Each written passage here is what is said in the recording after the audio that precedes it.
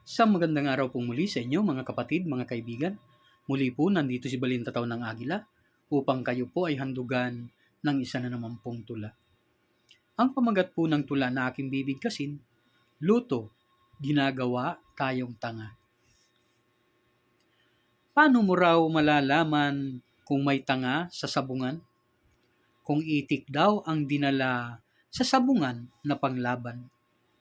Sabi nila ay mayroon pa na mas tanga sa taong yan, yaon naman daw pumusta at itik ang tinayaan.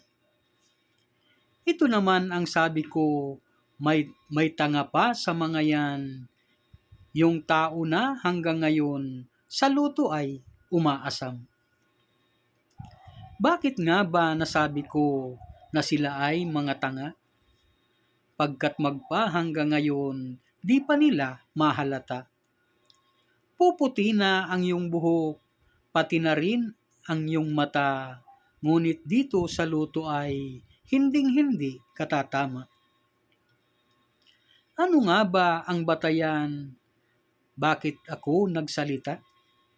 Ako mismo ay biktima ng kanilang pandaraya.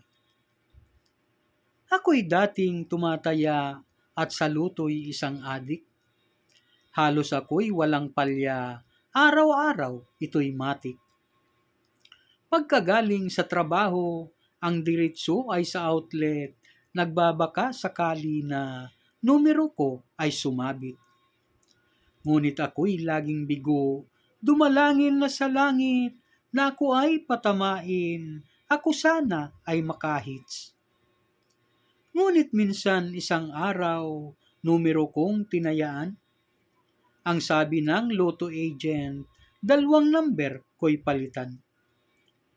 Ang tanong ko sa kaniya, bakit kailangang palitan? Ang sagot niya'y sold out na raw, ang numero minarkahan.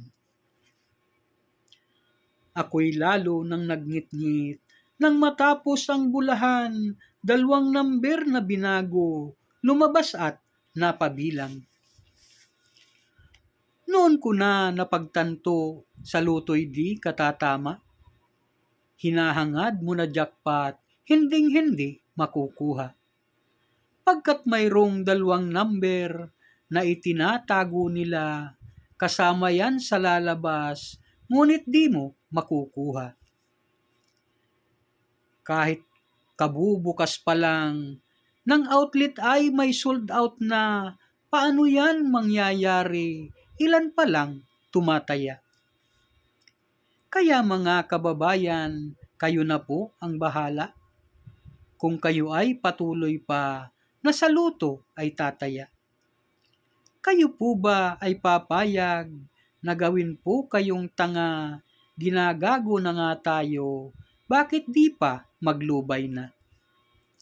Ang ulo'y di inilagay para lamang pampaganda, dapat ito'y ginagamit para di ka maging tanga. Salamat po.